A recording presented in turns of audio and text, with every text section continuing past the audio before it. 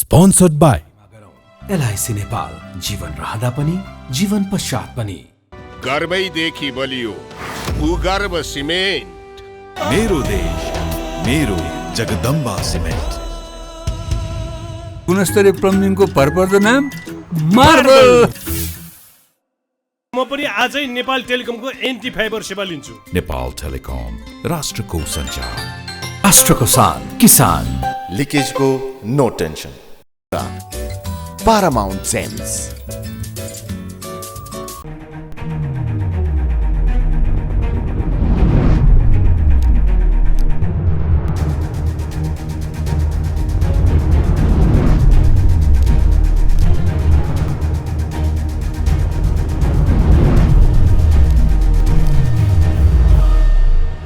आजको जनता जान्न चाहन्छन् कार्यक्रममा यहाँहरू सबैलाई म स्वागत गर्न चाहन्छु। र आज हामी यो देशको मूल नीति राजनीतिमा स्थानीयताको निर्वाचनको परिणाम पछिको अवस्थाको बारेमा विशेष रूपमा चर्चा परिचर्चा र बहस गर्न चाहन्छौँ। र धमाधम परिणाम आइसकेको छ। अब पर्सिसम्म सबै परिणाम आउने निर्वाचन आयोगले बताएको छ। अब स्थानीयताको निर्वाचनको सबै नतिजा बाहिर आइरहँदाखेरि नेपाली काङ्ग्रेस देशको सबभन्दा ठुलो पार्टी बन्ने र एमाले दोस्रो पार्टी बन्ने भएको छ। माओवादी केन्द्रले भने यस पटक राम्रै जित हासिल गरेको छ र 120 सिटमा माओवादी पुगेर तेस्रो पार्टी बन्दैछ र जसपा चौथो पार्टी बन्ने करिब निश्चित भएको छ भने माधवकुमार नेपालको पार्टी नेपाल कम्युनिस्ट पार्टी एकीकृत समाजवादीले भने 5औं स्थानमा पुर्याएको छ। लोसपा भने यसपटक सर्वनाक हारको अवस्थामा पुगेको छ। देशभरिको कुरा गर्दाखेरि किन लोसपाले चुनाव हार्यो, महन्त ठाकुरको आलोचना सुरु भएको छ पार्टीभित्रै। मधेसमा किन मधेसवादी दलहरूको अवस्था कमजोर रह्यो मधेस प्रदेशमा, आज हामी यस बारेमा चर्चा गर्न चाहन्छौँ।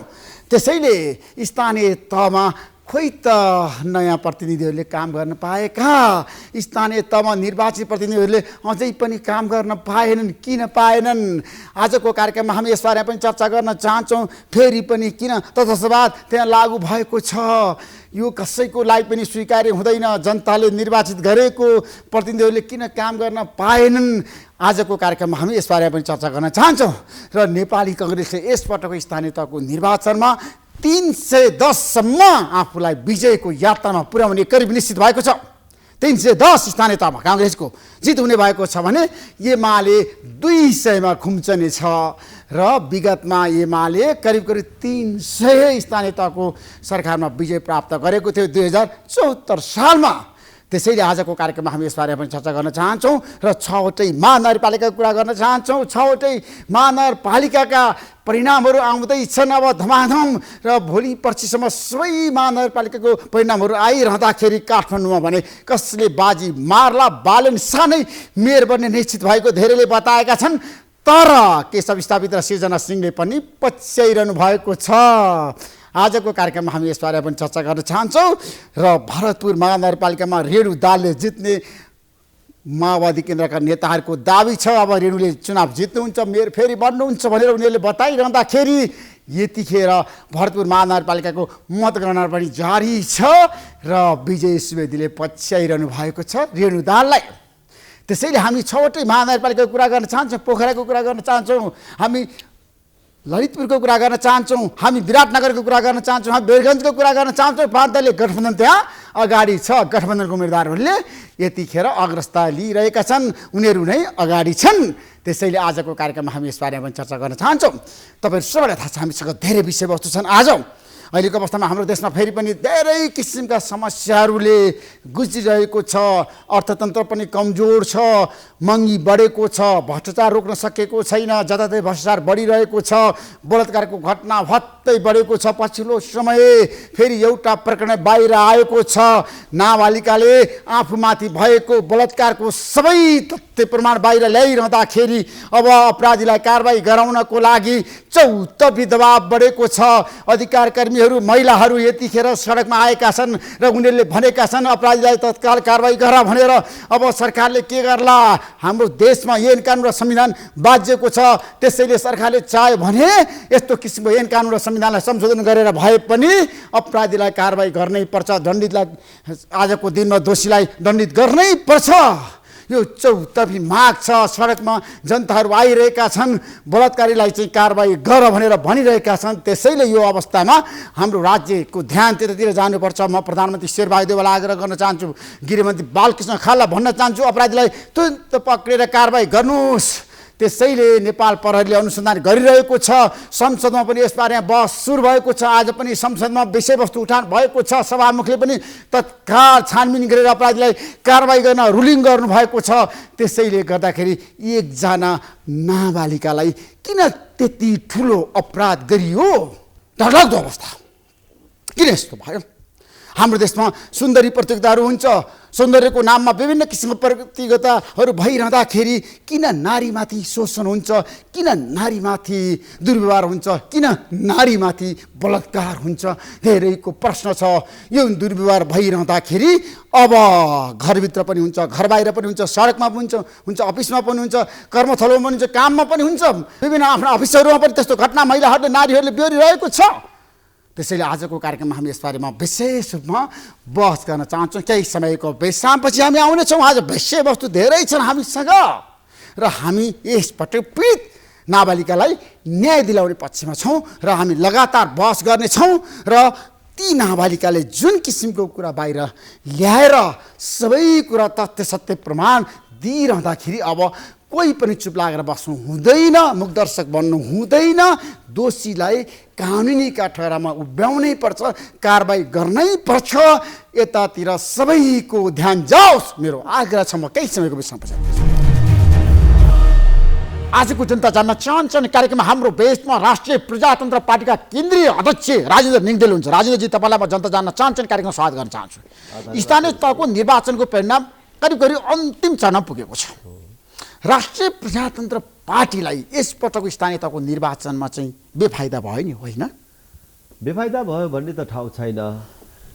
तर के हो भने देखिने गरी त्यस्तो ठुलो सङ्ख्या हामीले चाहिँ प्राप्त गर्न सकेनौँ। तर जुन अवस्थामा हामीले निर्वाचनमा भाग लियौँ त्यो हेर्दाखेरि र जुन प्रकारको देशैभर जनताको उत्साहजनक समर्थन हामीले प्राप्त गरेका छौँ, पपुलर मत प्राप्त गरेका छौँ, त्यसले चाहिँ नि राष्ट्रिय प्रजातन्त्र पार्टी एउटा नयाँ शक्तिको रूपमा यसको उदय भइराखेको छ भन्ने सन्देश दिन चाहिँ सफल भएको। अब तपाईँ देशभरि जनताको बिचमा जाँदाखेरि वा राजेन्द्र निगदेल भनेर धेरैले भनेका थिए, तर निर्वाचनमा पार्टी चाहिँ सर्वानाक रूपमा हारमा आयो नि त, पराजित भयो नि त। कारण पराजित भएको छैन। राष्ट्रिय प्रजातन्त्र पार्टी मैले अघि भनिहालेँ नि, राष्ट्रिय प्रजातन्त्र पार्टीले सम्मानजनक मत प्राप्त गरेको छ मात्रै होइन, राष्ट्रिय प्रजातन्त्र पार्टी एउटा नयाँ शक्तिको रूपमा यसको उदय भइराखेको छ भन्ने सन्देश दिन चाहिँ सफल भएको छ। रणनीतिक रूपमा राष्ट्रिय प्रजातन्त्र पार्टी सफल भएको छ। अब सङ्ख्यात्मक रूपमा हामीले अपेक्षाकृत त्यस्तो सङ्ख्या प्राप्त गर्न सकेनौँ र फेरि हामीले जुन समयावधिमा जुन प्रकारको तयारी गरेको थियौँ सङ्ख्याको हिसाबले त्यत्रो ठुलो आशा पनि थिएन। तर योभन्दा बेसी त अवश्य थियो अहिले हामीले जे प्राप्त गरिरहेका छौँ। तर त्यो सङ्ख्या हामीले प्राप्त गर्न नसक्दैमा राष्ट्रिय प्रजातन्त्र पार्टी चाहिँ कमजोर भयो, हामी चाहिँ असफल भयो, सर्वनाक हार भयो भन्ने चाहिँ अवस्था होइन। तर जति जित्नु पर्थ्यो त्यति स्थानीय तह विजय त प्राप्त गर्न सकेन नि त देशभरि। ठिकै भन्नुभयो। तपाईँले अहिलेसम्म 4वटा मात्रै स्थानीय तह विजय प्राप्त गर्नुभएको छ। हामीले अलिकति समय पाएको भए र अलिकति तयारी पुरा गर्न सकेको भए योभन्दा धेरै सिट सङ्ख्याहरू प्राप्त गर्न सक्थेछौँ भन्ने कुरा त अहिले परिणामले देखायो कि हामीले धेरै ठाउँमा जहाँ थोरै मतले हार्यौँ, कति ठाउँमा अरूको गठबन्धनको कारणले हामीले चाहिँ पराजय बिहोर्नु पर्यो हामी। तर यसबाट हामी निराश हुनुपर्ने, हाम्रो कार्यकर्ताहरू निराश हुनुपर्ने अवस्था चाहिँ छैन। यो निर्वाचनमा पराजित भए पनि अब सङ्घको निर्वाचनमा जाँदाखेरि तपाईँहरूको रणनीति के हुन्छ? किन भन्दाखेरि स्थानीय तहमा तपाईँहरू देशभरि जाँदाखेरि उम्मेदवार त तपाईँहरूले दिनुभयो होइन, तर उम्मेदवारहरूले मत चाहिँ कम ल्याए, तपाईँहरू पराजित हुनुभयो। त्यो कुरा तपाईँले स्वीकार्नु पऱ्यो नि। कम ल्याए भन्ने कुरा होइन, जित हासिल गर्न पुग्ने गरी आउन सकेन। तर हामीले जहाँ जहाँ प्राप्त गऱ्यौँ, विजय प्राप्त गऱ्यौँ, चाहे त्यो वडा सदस्यमा होस्, अध्यक्षमा, अथवा नगरका प्रमुख उपप्रमुख अथवा गाउँपालिकाको अध्यक्ष उपाध्यक्ष होस्, ती ठाउँहरू चाहिँ रणनीतिक हिसाबले अत्यन्तै महत्त्वपूर्ण ठाउँहरूमा हामीले विजय प्राप्त गरेका छौँ।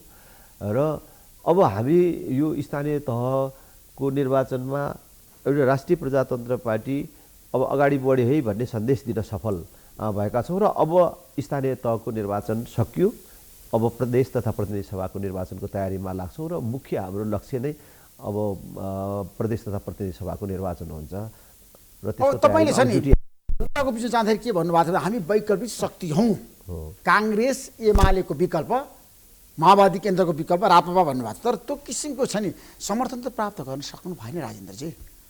एकदम नेपाली जनताले अब काङ्ग्रेस एमाले माओवादी अथवा 2046 सालको राजनीतिक परिवर्तनपछि नेपालको राजनीतिमा राजनीतिक रूपले सैद्धान्तिक रूपले र व्यावहारिक रूपले नेतृत्व गरिराखेका र जसलाई चाहिँ मैले अहिले के भन्छु त्यो ती राजनीतिक पार्टीहरू र तिनका नेतृत्व जो अब असफल भयो है, त्यसको विकल्प चाहिँ राष्ट्रिय प्रजातन्त्र पार्टी हो भन्ने सन्देश गइसकेको छ। किन देशभरि हामीले जहाँ जहाँ उम्मेदवारहरू उठाउन सक्यौँ र जहाँ जुन प्रकारका हामीले मतहरू प्राप्त गऱ्यौँ र हामीले यो निर्वाचनको सिलसिलामा हामीले मतदाताहरूलाई भेट्दाखेरि जुन प्रकारको जवाफहरू पाएका छौँ कि अहिले तपाईँको उम्मेदवारको कारण अथवा तपाईँको तयारी नपुगेको कारण हामीले दिएर पनि तपाईँको उम्मेदवारलाई जिताउन सक्दैनौँ तर हाम्रो मत र समर्थन प्रदेश तथा प्रतिनिधि सभाको निर्वाचनमा हुनेछ भनेर हामीले जवाफ पनि पाएका छौँ र अहिले जे मत प्राप्त गरेका छौँ त्यसले पनि सन्देश दिन सक्छ। किनभने हामीले त अघिल्लो चाहिँ जुन निर्वाचनमा भाग लिएका थियौँ त्यो निर्वाचनमा त पहिलो योभन्दा अघिल्लो स्थानीय तहको निर्वाचनमा त हामी 37 सिटको पार्टी थियौँ, पार्टी सरकारमा थियो।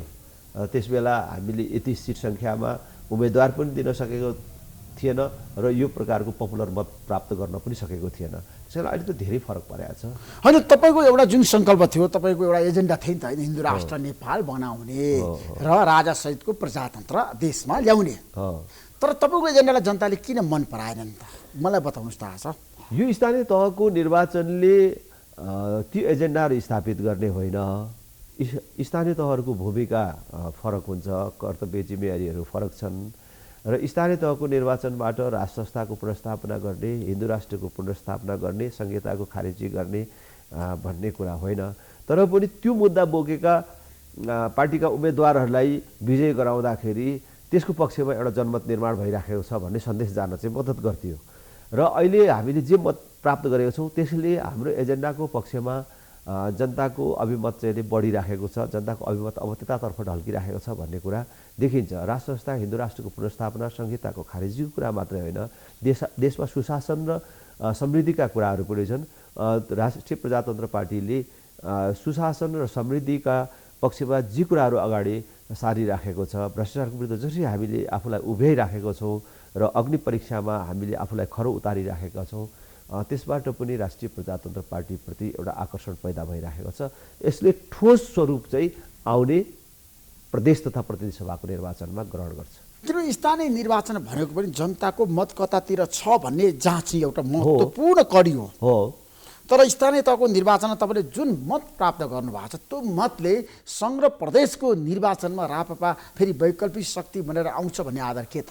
त्यही त अहिले हामीले विजय प्राप्त गरेको स्थानहरू जुन रणनीतिक हिसाबले अत्यन्त महत्त्वपूर्ण स्थानहरू छन् र हामीले जहाँ जहाँ प्रतिद्वन्दिता गरेका छौँ, जहाँ हाम्रो उम्मेदवारहरू निकटतम प्रतिद्वन्दी हुनुभएको छ, गठबन्धनका उम्मेदवारहरूसँग चाहिँ पराजित हुनुभएको छ र त्यो जुन प्रकारको हामीले समर्थन प्राप्त गरेका छौँ नि, हामीले ठिक उम्मेदवारहरू उठाएको ठाउँमा त्यसले गर्दा नै देखिन्छ कि अब राप्रपाप्रतिको चाहिँ आकर्षण बढिराखेको छ कि हिजो हामीले उम्मेदवारै उठाउन नसकेको ठाउँमा उम्मेदवार उठाएका छौँ, विजय प्राप्त गरेका छौँ र सम्मानजनक मत प्राप्त गरेको छौँ। त्यसले नै के देखाउँछ भन्दाखेरि अब राष्ट्रिय प्रजातन्त्र पार्टी अगाडि बढ्दैछ र यसको एजेन्डा अथवा राष्ट्रिय प्रजातन्त्र पार्टीका प्रति जनताको विश्वास बढ्दैछ भन्ने कुरो त देखिसकेको छ। तर हामीले अब समीक्षा गर्नु होला नि, केन्द्रीय समितिको बैठकमा बसेर आगामी दिनमा कसरी जाने, के गर्ने र स्थानीय तहको निर्वाचनको परिणामको बारेमा पार्टीभित्र समीक्षा भइरहँदाखेरि पार्टीले सन्तोषजनक रूपमा यो परिणामलाई लिएको छ, नतिजालाई लिएको छ स्थानीय तहको? यसलाई सन्तोषजनक भन्ने भन्दा पनि राष्ट्रिय प्रजातन्त्र पार्टीले र राष्ट्रिय प्रजातन्त्र पार्टीका शुभेच्छुकले यो मत परिणामबाट निराश हुनुपर्ने अवस्था छैन। निराश हुनुपर्ने अवस्था छैन कार्यकर्ताहरू देशभरि? छैन। अहिले तपाईँले विभिन्न माध्यमबाट पनि परीक्षण गर्न सक्नुहुन्छ। हाम्रो कार्यकर्ताहरू यो परिणामबाट उत्साहित हुनुहुन्छ किनभने हामीले उम्मेदवारै कम ठाउँमा उठाएर हामीले चाहिँ चुनावको पूर्ण तयारी नै गर्न नसकेर अनि अरूभन्दा धेरै जित्ने अपेक्षा गर्ने त कुरा छैन र हामीले जति ठाउँमा उम्मेदवारहरू उठाउन सक्यौँ र जुन ढङ्गको तयारी गर्न सक्यौँ त्यसमा चाहिँ हामीले प्राप्त गरेको मत चाहिँ निराशाजनक छैन। तपाईँ गठबन्धनको पक्षमा हुनुहुन्थ्यो, तर स्थानीय तहको निर्वाचनमा तपाईँले किन गठबन्धन गर्नु भएन राष्ट्रव्यापी रूपमा? म मात्रै होइन, राष्ट्रिय प्रजातन्त्र पार्टी नै भनौँ, यसपालि सैद्धान्तिक रूपमा कसैसँग गठबन्धन गरेर जानु हुँदैन। स्थानीय स्तरमा कहीँ तालमेल भयो, त्यस्तो आवश्यकता पर्यो भने गर्न सकिने एउटा स्थानीय तहलाई नै अधिकार दिएका थियौँ। तर केन्द्रमा सैद्धान्तिक रूपमा हामी कसैसँग गठबन्धन गरेर जानु हुँदैन भन्ने पक्षमै थियौँ। तर दमकमा त तपाईँले गठबन्धन बनाउनु भयो नि त। केपी शर्मा ओलीलाई हराउनको लागि त तपाईँले त सम्झौता गर्नुभयो नि त कङ्ग्रेससँग, माओवादी केन्द्रसँग। खास गरी काङ्ग्रेस र एमाले मेरो निर्वाचन क्षेत्रमा घोषित अघोषित रूपमा गठबन्धनको तयारी सुरु गरेपछि फेरि त्यही काङ्ग्रेस पार्टीकै साथीहरूले हामीलाई प्रमुख पदमा मद्दत गर्न चाहिँ स्वीकार गरेर उहाँहरूले प्रस्ताव ल्याउनु भएपछि हामीले आन्तरिक रूपमा छलफल गऱ्यौँ कि अरू कुनै पार्टीले हामीलाई प्रमुख पदमा स्वीकार्दछ भने त्यो नाजायज हुँदैन भनेर हामीले स्थानीय तहमै त्यो सम्झौता गर्न सहमति दिएका थियौँ। अनि दमक नगरपालिकामा तपाईँले केपी शर्मा ओलीलाई हराउनको लागि काङ्ग्रेससँग सम्झौता गर्नु पर्यो होइन? हामीले त्यस्तो गर्नु पर्यो उहाँको निर्वाचन क्षेत्र हो नि त गरेर दमक त। परिणाम पनि आइसक्यो। कुनै व्यक्ति कुनै पार्टीलाई लक्षित गर्ने भन्दा पनि राष्ट्रिय प्रजातन्त्र पार्टीले निरन्तर रूपमा सम्मानजनक मत प्राप्त गरेको ठाउँ हो त्यो। हामी निरन्तर रूपमा निकटतम प्रतिद्वन्दीको रूपमा रहेर आयौँ र अघिल्लोचोटि राष्ट्रिय प्रजातन्त्र पार्टीको देशभर उम्मेदवारहरू पनि कम भएको र राष्ट्रिय प्रजातन्त्र पार्टीले आफ्नो स्थिति असाध्यै कमजोर देखाएको अथवा कमजोर उपस्थिति रहेको त्यो निर्वाचनमा पनि दमकमा हामी निकटतम प्रतिद्वन्दी थियौँ नेकपा एमालेसँग। र त्यो ठाउँमा अब काङ्ग्रेस र माओवादी लगायतका अन्य पार्टीहरूको गठबन्धनले हामीलाई प्रमुख पदमा स्वीकार्न मन्जुर गरेपछि हामीले त्यसलाई स्वीकार गऱ्यौँ र हामी चुनाव लड्यौँ र परिणाम पनि हाम्रो पक्षमा आइसकेको छ। त्यसलाई कसैको पक्ष विपक्षमा भन्ने भन्दा पनि त्यो हाम्रो पक्षमा गठबन्धन भएको थियो भन्ने होइन। विगतमा तपाईँ केपी शर्मा ओलीसँग सहकार्य गरेर एमाले तपाईँलाई जिताएर प्रतिनिधि सभाको सांसद बनायो, गठबन्धन गरे पनि तपाईँले 2074 सालको सङ्घको निर्वाचन प्रतिनिधि सभाको निर्वाचनमा। अहिले आएर तपाईँ केपी शर्मा ओली विरुद्ध किन खनिनु भएको छ? जनता जान्न चाहन्छन्, बताउनुहोस् त। धेरैको प्रश्न छ। राजेन्द्र लिङ्गदेन चाहिँ पछिल्लो समय एमाले माथि आक्रमण गरिरहनु भएको छ। राजेन्द्र लिङ्गदेन या राप्रपा कसैको विरुद्ध खोलिएको पार्टी होइन र कुनै पार्टीको विरुद्ध आफ्नो समय खर्च पनि गर्दैन, कुनै पार्टीको नेताको विरुद्ध आफ्नो समय खर्च पनि गर्दैन। तपाईँले जुन एमालेसँगको अथवा तत्कालीन वामपन्थी गठबन्धनसँगको हाम्रो चाहिँ चुनावी तालमेलको कुरा थियो झापा जिल्लामा, उहाँहरूले पनि हामीलाई सघाउनु भयो र हामीले पनि इमान्दारीपूर्वक झापा जिल्लाका 10वटा प्रदेश सभा सदस्य र 4वटा प्रतिनिधि सभा सदस्य जिताउनमा औपचारिक रूपले भूमिका निर्वाह गऱ्यौँ र राष्ट्रिय प्रजातन्त्र पार्टीका कुनै पनि मतदाताले बेइमानी गरेनन्, जसको चाहिँ परिणाम उहाँहरूले चाहिँ प्राप्त गर्नुभयो मात्रै होइन, त्यसको प्रभाव चाहिँ छिमेकी जिल्लाहरूमा समेत परेको छ। हामीले सानो सहयोग लियौँ र हामीले उहाँहरूलाई ठुलो सहयोग दिएका छौँ। अब त्यसै कारणले राष्ट्रिय प्रजातन्त्र पार्टी सधैँ बन्धक बन्नुपर्छ भन्ने कुरा छैन। अहिले छुट्टै सन्दर्भ आयो, त्यसको चाहिँ छुट्टै ढङ्गले हामीले उपयोग गऱ्यौँ। राष्ट्रिय प्रजातन्त्र पार्टी कुनै पार्टीको भाइ पार्टी होइन, यो आफै अलग पार्टी हो र राजेन्द्र लिङ्गदेन स्वयं पनि एउटा पार्टीको आफै नेता हो। त्यस कारणले हामीले अलग पार्टीको भूमिका निर्वाह गऱ्यौँ र अहिले चाहिँ परिणाम पनि यसरी आयो र भोलिको कुरा चाहिँ फेरि भोलि नै निर्धारण। अब कतिपय ठाउँ तपाईँले स्थानीय तहमा तालमेल त एमालेसँग पनि गर्नुभएको छ। अब आगामी दिन सङ्घको निर्वाचनमा तपाईँको छ नि तालमेल गर्नु पर्यो भने पहिलो रोजा एमाले कि काङ्ग्रेस कि माओवादी केन्द्र? होइन, हामीले अहिले त्यस प्रकारको कुनै धारणा बनाइसकेको तर पनि पार्टीभित्र बहस त हुन सक्छ नि त, एक्लै निर्वाचन जाने कि तालमेल गरेर जाने? होइन, पहिलो कुरा त अहिले फेरि प्रदेश तथा प्रतिनिधि सभाको निर्वाचनमा पनि राष्ट्रिय प्रजातन्त्र पार्टीको प्राथमिकता पनि आफ्नो बलमा चुनाव लड्नुपर्छ। जनताले जुन स्थान दिन्छन् त्यसमा राष्ट्रिय प्रजातन्त्र पार्टी बस्नुपर्छ भन्ने छँदैछ। र तपाईँहरू चुनावमा जाँदा त हार्नुहुन्छ नि त फेरि? कसले भन्यो? तपाईँले चाहिँ कसरी थाहा पाउनुभयो चाहिँ हार्ने? गाह्रो छ नि चुनाव जित्न हाम्रो देशमा, गठबन्धन छ, महागठबन्धन छ। राष्ट्रिय प्रजातन्त्र पार्टीका शुभेच्छुकहरूको पनि धारणा के छ भन्दाखेरि राष्ट्रिय प्रजातन्त्र पार्टीले आउने चुनावमा आफ्नो बलमा चुनाव लड्नुपर्छ, कुनै पनि प्रकारको गठबन्धनमा जानु हुँदैन भन्ने कुरा छ। तर भोलि अरू राजनीतिक दलहरू कसरी आउँछन् होइन तपाईँलाई त्यसो- प्रस्ताव होइन, आयो होइन त्यही त काङ्ग्रेसले गर्यो हो। माओवादी केन्द्रले कुन गर्यो प्रकारको एमाले गर्यो भने प्रस्ताव- तपाईँको रोजाइको हो, कुन पाँच दलले प्रकार- गठबन्धन कुन गर्नु छ प्रकारको भने प्रस्ताव आउँछ? त्यति लाग्नु तर हुन्छ एमालेतिर गठबन्धन तालमेल भन्ने कुरा त त्यो दलको चाहिँ नि लाभसँग सिटसँग सम्बन्धित कुरा हुन्छ र कुन दलसँग चाहिँ नि मिल्दाखेरि उपयुक्त हुन्छ र परिणाम चाहिँ नि राम्रो हुन्छ त्यसलाई ध्यानमा राखेर हामीले निर्णय गरेर जान्छौँ। तर पनि तपाईँको चाहना के छ राजनीतिक छैन कुनै पनि चाहना छैन। पहिले हामी आफ्नो बल एमालेसँगै मिल्ने कि आफ्नो बलमा कङ्ग्रेससँग? चुनाव जित्ने तयारी गर्ने हो। हामी त्यही तयारीमा अब तत्काल लागिहाल्छौँ। त्यसो भए तपाईँहरू एक्लै चुनावमा जाने रणनीति बनाइरहँदाखेरि यदि पार्टीभित्र एउटा बहस भयो ल गठबन्धन गरेर जाउँ एमालेसँग मिलेर जाउँ भन्यो भने पार्टीको निर्णय भयो भने तपाईँ के गर्नुहुन्छ त्यतिखेर पार्टीले गर्यो होइन पार्टी देशभरि अब स्थानीय तहको निर्वाचन तालमेल गर्न सक्नु भएन सङ्घ र प्रदेशमा तालमेल गरौँ होइन गर्नुपर्छ भनेर पार्टीको निष्कर्ष आयो भने पार्टीले निर्णय गर्ने भन्ने कुरामा त पार्टीले निर्णय गर्ने म नगर्ने भन्ने कुरा पार्टीभित्र त म पनि छु नि होइन त्यसमाथि पनि मुख्य नेतृत्वको हिसाबले म त्यहीँ हुनेछु र त्यसमा त हामी छलफल गरेर कसो गर्दा उपयुक्त हुन्छ त्यो ढङ्गले निर्णय गरेर जान्छौँ। जस्तै तपाईँसँग म अहिले यहाँ बसेर काङ्ग्रेससँग उपयुक्त हुन्छ अथवा तपाईँको रोजाइ पनि सक्यो, प्रश्न फेरि पनि क्या? एमालेसँग पहिलो उपयुक्त प्राथमिकता हुन्छ एमाले कि अथवा काङ्ग्रेस? काङ्ग्रेस रोज्छु एमाले रोज्छु भन्ने त्यो केटाकेटी कुरा हुनेछ है। किनभने अरू कुनै राजनीतिक दलहरूले हामीसँग गठबन्धनको प्रस्ताव नगरेको कुरा नगरेको सन्दर्भमा त्यो विषयको बारेमा छलफल गर्नु नै केटाकेटी पर्नुहुन्छ आलो काँचो व्यवहार हुन्छ। अहिले हामी त्यसतर्फ छँदै छैनौँ। अहिले हाम्रो प्राथमिकता भनेकै आफ्नो बलमा चुनावको तयारी गर्ने हो। तर हाम्रो देशमा छ नि 5 दलीय गठबन्धन हुँदाखेरि एमालेको अर्को गठबन्धन होला गठबन्धनको बिचमा पो भिडन्त हुन्छ तपाईँको पार्टीलाई एक्लै चुनाव अहिले पनि त जाँदाखेरि होइन। राजनीतिक दल चाहिँ गाह्रो पर्ला नि देश गाह्रो होला। स्थानीय तहमा होइन। जसरी हार्नु भएको छ फेरि सङ्घमा पनि हारिदिनु हो भने के होइन गर्ने? सबभन्दा ठुलो पराजित हुनुभयो भने के कुनै गर्ने? दलसँग गठबन्धन भन्दा पनि जनतासँगको गठबन्धन महत्त्वपूर्ण कुरा हुन्छ। जनताको मनसँगको गठबन्धन महत्त्वपूर्ण कुरा हुन्छ र हाम्रो प्राथमिकता अहिले कुनै राजनीतिक दलसँगको गठबन्धन भन्दा पनि जनताको मनसँगको गठबन्धनमा छ। त्यस कारणले हामीले त्यो सँगसँगै भोलि औपचारिक रूपमा कुनै राजनीतिक दलसँग गठबन्धन गर्नु पर्यो भने पनि त्यस बेला तपाईँले थाहा पाइहाल्नुहुन्छ। तर म फेरि पनि दोहोऱ्याएर भन्छु अहिले हाम्रो प्राथमिकता कुनै राजनीतिक दलसँग गठबन्धन गर्ने होइन। किनभने त्यति कुरा मैले पनि बुझ्छु कि अरू दलहरू गठबन्धन गरे त्यस कारणले हामीले पनि अब चाहिँ गठबन्धनमा जानुपर्छ भनेर टाँसिएर गएर राप्रपाले आफ्नो फरक पहिचान गुमाउनु हुँदैन भन्ने पक्षमा छु। किनभने अहिले पनि त काङ्ग्रेस को चाहिँ छुट्टै गठबन्धन थियो एमालेको छुट्टै गठबन्धन थियो तर हामी चाहिँ छुट्टै ढङ्गले लड्यौँ।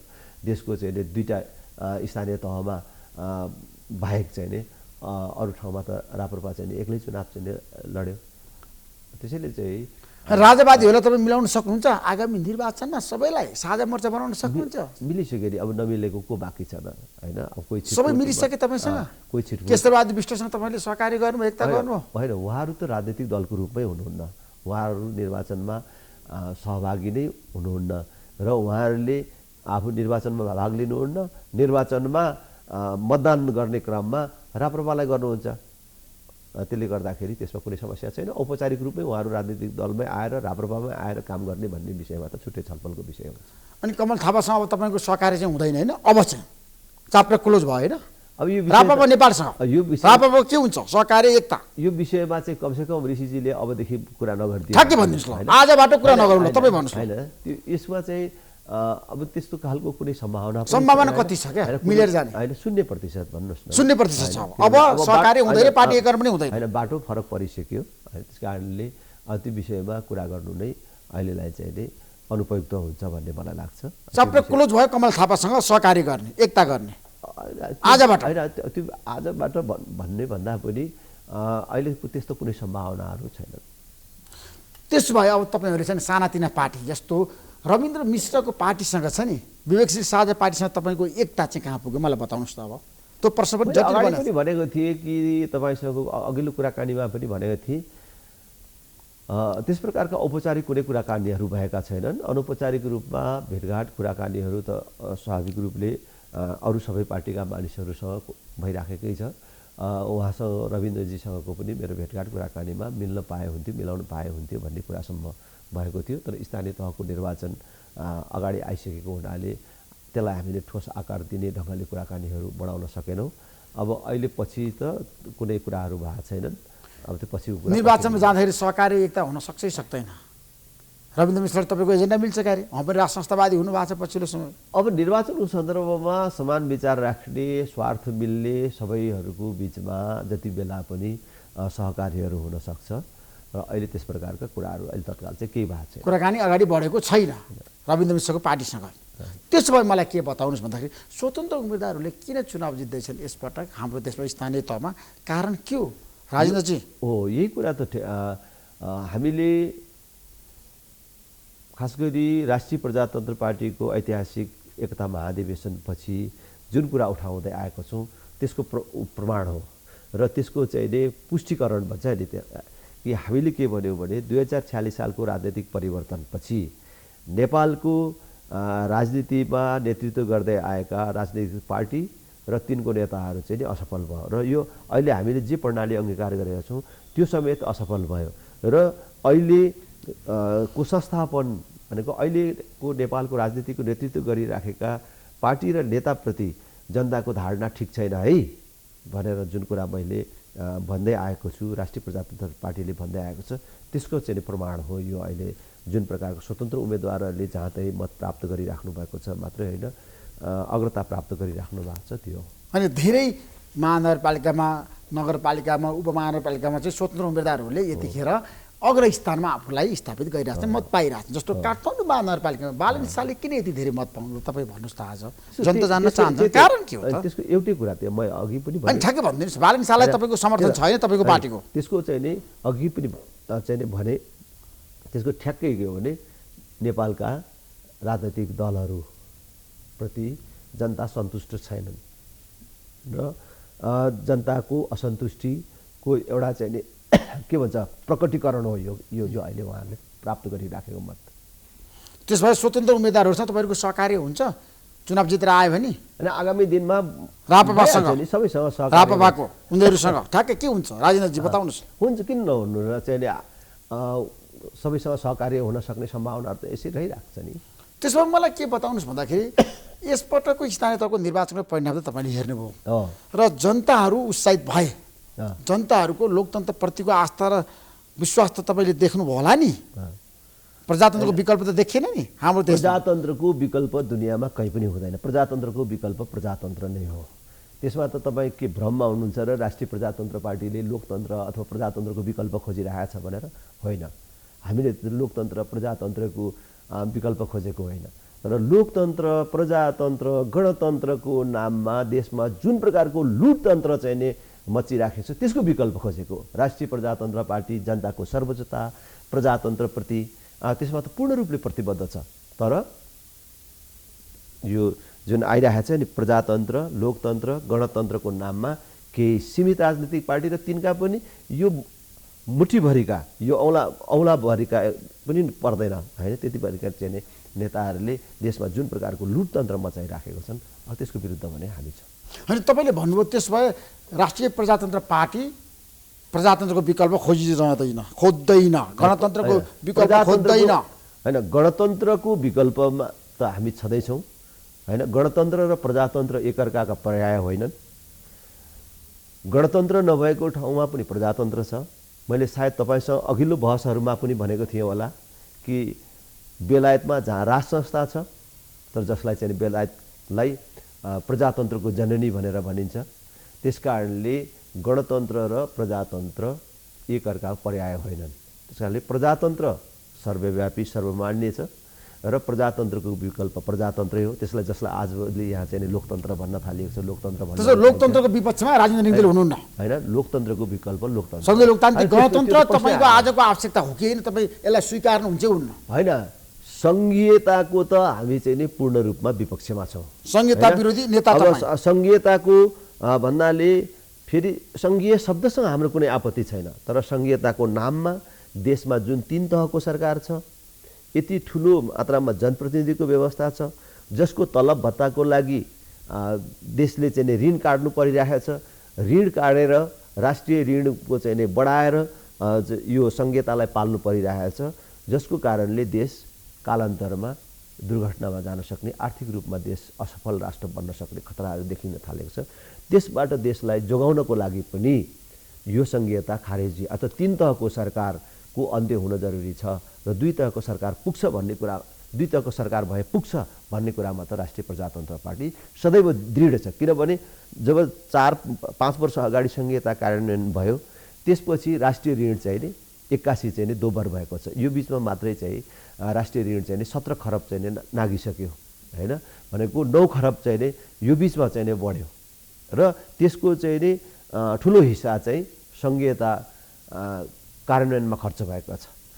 त्यसले गर्दाखेरि यही ढङ्गले ऋण काट्दै यो सङ्घीयतालाई पाल्दै जाने हो भने देश फेरि पनि भन्छु आर्थिक रूपमा कुनै पनि बेला घुँडा टेक्न सक्ने अवस्थामा पुग्न सक्छ। त्यसकारण देशलाई दुर्घटनाबाट जोगाउनको लागि पनि यो सङ्घीयता खारेज हुनुपर्छ। यो 3 तहको सरकार हुनु हुँदैन भन्ने छ। अब कसैलाई सङ्घीयता शब्द प्यारो छ भने त्यो शब्द राखे भो 2 तहको सरकार राखेर प्रदेश सरकारको औचित्य छैन भने तपाईको कुरा हैन, एकदमै औचित्य प्रदेशलाई विघटन गर्नुपर्छ। हो। त्यसभए स्थानीय तहको पक्षमा तपाईँ हुनुहुन्छ, स्थानीय तहको सरकारले नै अहिले प्रदेशको प्रतिनिधित्व गर्न सक्छ। केन्द्र होस् बलियो स्थानीय तह होस्, हाम्रो जस्तो सानो देशमा यति भए चाहिँ नि पुग्छ। तर संहिता बिना हाम्रो देश चाहिँ अगाडि बढ्नै सक्दैन, राष्ट्रियता सङ्कटमा पर्छ भनेर उपेन्द्र यादव डाक्टर बाबुराम भट्टराईको तर्क आइरहेछ, मोहन ठाकुरको तर्क आइरहेछ। राजनीति गाह्रो छ। यो संहिता कार्यान्वयन भएपछि देश कति बढ्यो हैन, देश कति बढ्यो त्यसले त देखाइसक्यो नि कि आज जुन प्रकारको चाहिँ अहिले विदेशी मुद्रा सञ्चिति घटेर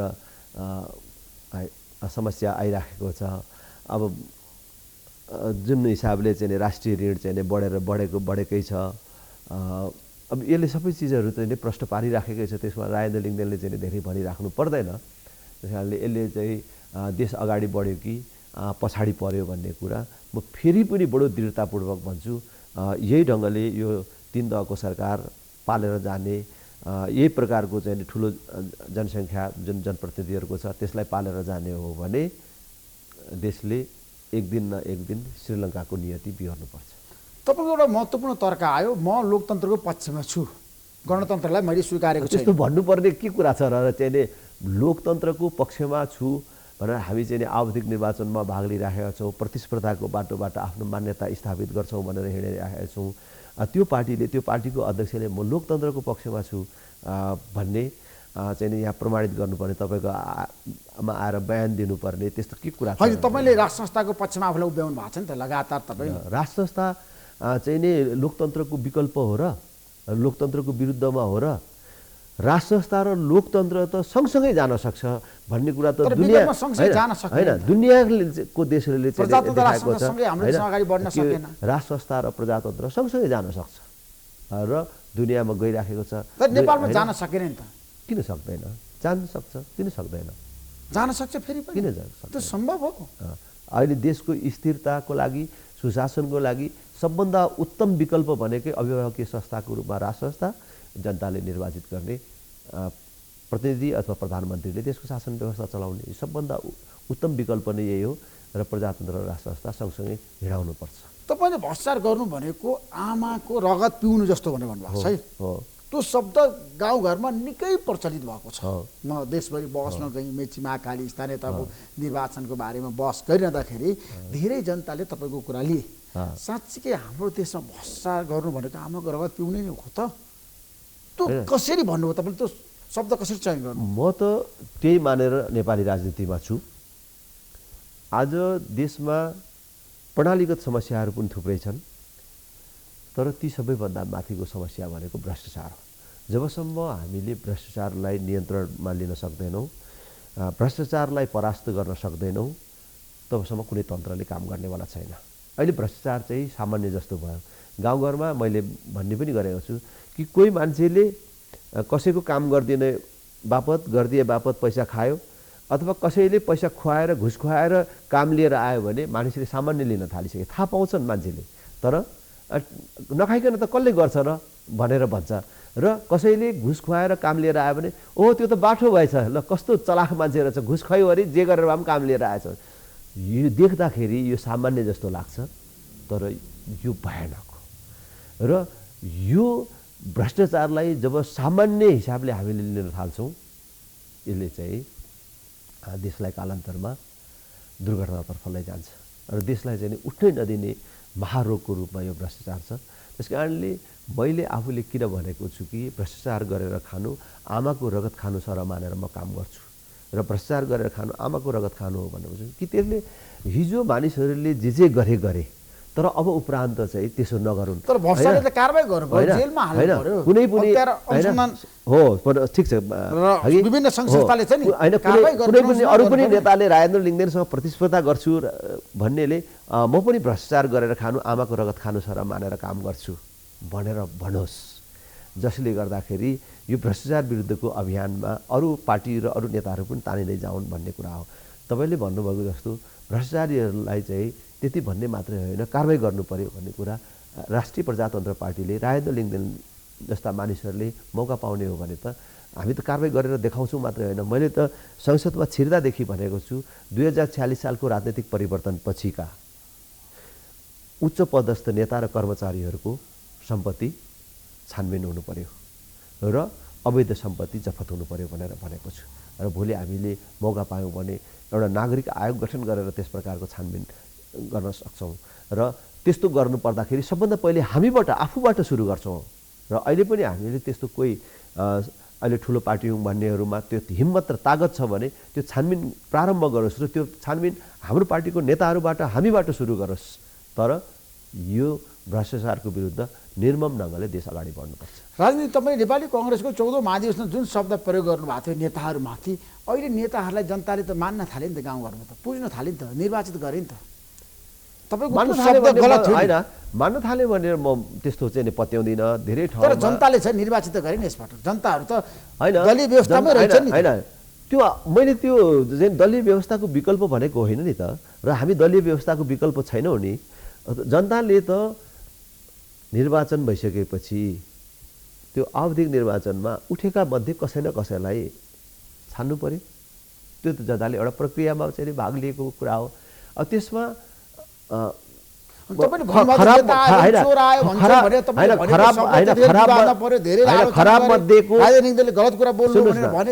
खराब मध्येको कम खराबलाई विकल्पको रूपमा चाहिँ जनताले चाहिँ ग्रहण गरे होला। अब विकल्प पाउँदाखेरि विकल्पै पाउँदाखेरि विकल्पको रूपमा यी बालेन सारलाई चाहिँ मानिसहरूले चाहिँ आम मतदाताले प्रयोग गरिराखेका छन्।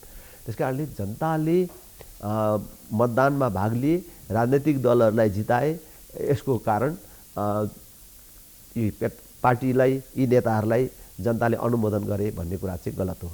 त्यसो तपाईँ चाहिँ हाम्रो देशमा प्रत्यक्ष निर्वाचित राष्ट्रपति सिस्टममा जानुपर्छ भन्ने पक्षमा कि संसदीय व्यवस्थालाई बलियो बनाउनुपर्छ भन्ने पक्ष? जनताबाट निर्वाचित होइन, प्रत्यक्ष निर्वाचित प्रधानमन्त्री भनेर भनेका छौँ र राष्ट्र प्रमुखको रूपमा अहिलेको राष्ट्रपतिको ठाउँमा अभिभावकीय संस्थाको रूपमा राष्ट्र संस्था आउनुपर्छ भने प्रत्यक्ष निर्वाचित प्रधानमन्त्री हाम्रो देशमा सम्भव छ?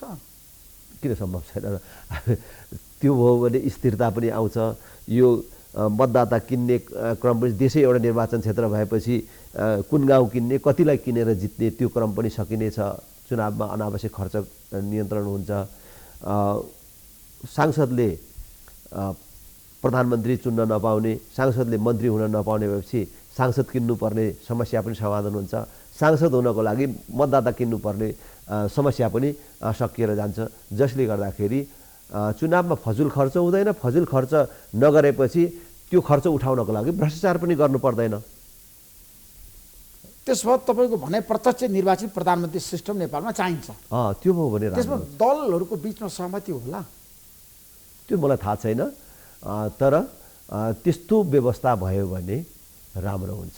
तपाईँ प्रधानमन्त्रीको दावेदार हो त्यसो भए हाम्रो देशमा, राजेन्द्र लिङ्गदेन? अब म एउटा पार्टीको अध्यक्ष छु, जुन पार्टी अहिले निरन्तर रूपमा अगाडि बढिराखेको छ र एउटा नवीन सोचका साथ अगाडि आइराखेको छ। त्यो पार्टीको अध्यक्षलाई यो अहिले वर्तमानको विकल्पको रूपमा जनताले हेरिराखेका छन्। अब भोलि के हुन्छ त्यो त समयले निर्धारण गर्छ। अब हाम्रो देशको कुरा गरिरहँदाखेरि बलात्कारको घटना हट्दै बढिरहेछ। अहिले सामाजिक सञ्जालमा एकजना नाबालिका युवती रोएर जुन किसिमको आफ्नो पीडा पोखिरहनु भएको छ नि, अनि तपाईँ संसदमा हुनुहुन्छ, पार्लियामेन्टमा हुनुहुन्छ, कारबाहीको कुरै गर्नुहुन्न, बोल्दै हुन्न, पार्टीले कुनै एक्सन लिँदै लिँदैन। किन राष्ट्रिय प्रजातन्त्र पार्टी त्यस प्रकारको क्रियाकलापको पूर्ण रूपले विरुद्धमा छ राष्ट्रिय प्रजातन्त्र पार्टी त्यस्ता घटनाको छानबिनको माग गर्दछ, दोषीलाई कारबाहीको माग गर्दछ।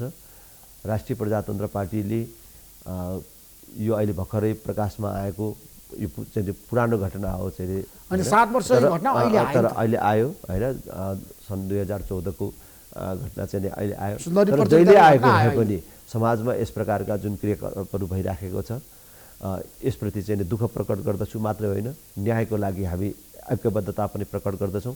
त्यति मात्र होइन, जुन निर्मला चाहिँ बलात्कार र हत्या प्रकरणको चाहिँ आजसम्म निष्कर्ष आउन सकेको छैन, दोषीले सजाय पाउन सकेको छैन, दोषी चाहिँ टुङ्गो लाग्न सकेको छैन, यसप्रति समेत चाहिँ हामी दुःख प्रकट गर्दछौँ र चाँडोभन्दा चाँडो दोषी पत्ता लगाउने र दोषीलाई कारबाही गर्ने काम होस् भन्ने माग पनि गर्दछौँ। पार्लियामेन्टमा यो विषयवस्तु तपाईँ आफ्नो कुरा पनि समयमा राख्नुहुन्छ, आफ्नो पालोमा संसदमा उठाए। उठान गर्नुहोस् है यस्तो विषयहरू, किन बलात्कारलाई कडा से कडा कारबाही हुनुपर्छ राजनजी। हो, कुरै छैन। किन हाम्रो देशमा धेरै नारीहरूमाथि छ नि हिंसाहरू भइरहेछ क्या, हो, त्यो कुनै पनि नेपालीको लागि स्वीकार्य हुँदैन। कुनै पनि प्रकारको हिंसा भेदभाव यसको चाहिँ नि विपक्षमा राष्ट्रिय प्रजातन्त्र पार्टी रहन्छ। त्यसो भए अब जाँदा एउटा निष्कर्षमा पुगौँ, हाम्रो देशको परराष्ट्र नीति कहाँ चुकिरहेछ, नेपाल भारत सम्बन्ध, नेपाल चीन सम्बन्ध, नेपाल अमेरिका सम्बन्ध कुरा गर्दा अमेरिकाको विदेश सहायक मन्त्री काठमाडौँ हुनुहुन्छ यतिखेर होइन, चर्चा परिचर्चा बहस पनि भइरहेछ। तपाईँलाई के लाग्छ अब नेपाल यतिखेर छ नि अन्तर्राष्ट्रिय क्षेत्रको नजरमा कस्तो मुलुक भइरहेछ त? अहिले नेपालले अन्तर्राष्ट्रिय जगतमा आफ्नो विश्वसनीयता गुमाएको अवस्था छ। नेपालले आफ्नो निर्णायकत्व बाहिर चाहिँ नि सुम्पिएको अवस्था छ। जबसम्म देशको नेतृत्व गर्ने राजनीतिक नेताहरूमा विदेशीको सहयोग बिना देश चलाउन सकिँदैन, विदेशीको सहयोग र आशीर्वाद बिना यो देशको प्रधानमन्त्री मन्त्री बन्न सकिँदैन, बनियो भने पनि टिक्न सकिँदैन भन्ने सोच कायम रहन्छ। त्यसबाट जबसम्म मुक्त भइँदैन कि हाम्रो सम्पूर्ण आधार भनेको देश हो, जनता हुन्, जनताको निर्णय सर्वोपरि हुन्छ भन्ने धारणा विकसित हुँदैन, तबसम्म वैदेशिक हस्तक्षेप बढिराख्छ मात्रै होइन, यो झन् बढेर जान्छ। त्यस कारणले हामीले निर्णायकत्व देशैमा फर्काउनको लागि सबै देशहरूसँगको समुद्रीको सम्बन्ध राख्ने र आफ्नो कुरा भन्न नडराउने मात्रै होइन, मनका कुनै पनि प्रकारका हिंताबोधहरू हटाएर आफ्नो राष्ट्रिय स्वाधीनताको पक्षमा उभिन सक्ने क्षमताको विकास गर्न जरुरी छ। अब तपाईँ पनि हिन्दू राष्ट्रको पक्षमा, भारतीय जनता पार्टीका नेताहरूले पनि भनिरहेछन् होइन नेपालमा हिन्दू राष्ट्र बनाउनुपर्छ भनेर। त्यसो भए भारतीय प्रधानमन्त्री नरेन्द्र मोदी जसरी लुम्बिनीमा आएर 6 घन्टा बिताएर जानुभयो होइन, बौद्ध धर्मको बारेमा उहाँले व्यापक बखान पनि गर्नुभयो, गौतम बुद्धको प्रशंसा पनि गर्नुभयो। तपाईँलाई के लाग्छ नेपाल भारत सम्बन्धमा हिन्दुत्वको प्रभाव कतिको देख्नुहुन्छ तपाईँ? अवश्य रहन्छ कि नेपाल र भारत बिचको धार्मिक सम्बन्धको चाहिँ अनेक चाहिँ महत्त्व रहन्छ।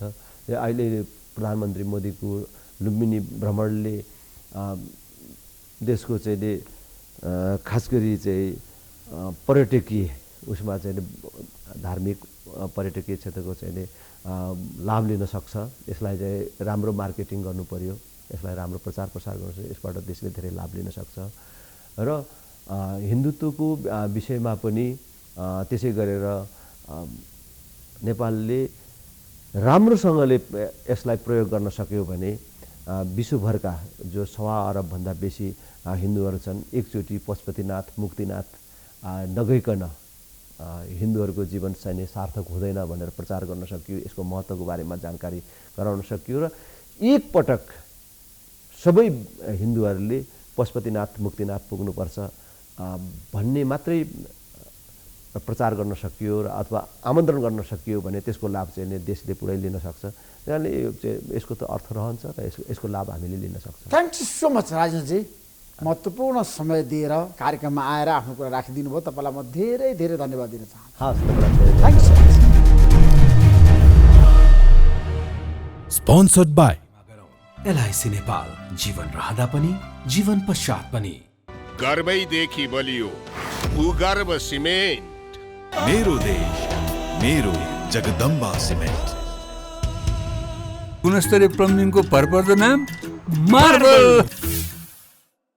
म पनि आजै नेपाल टेलिकमको एन्टी फाइबर सेवा लिन्छु। नेपाल टेलिकम, राष्ट्रको सञ्चार। राष्ट्रको शान, किसान। लिकेजको नो टेन्सन। Paramount Sense.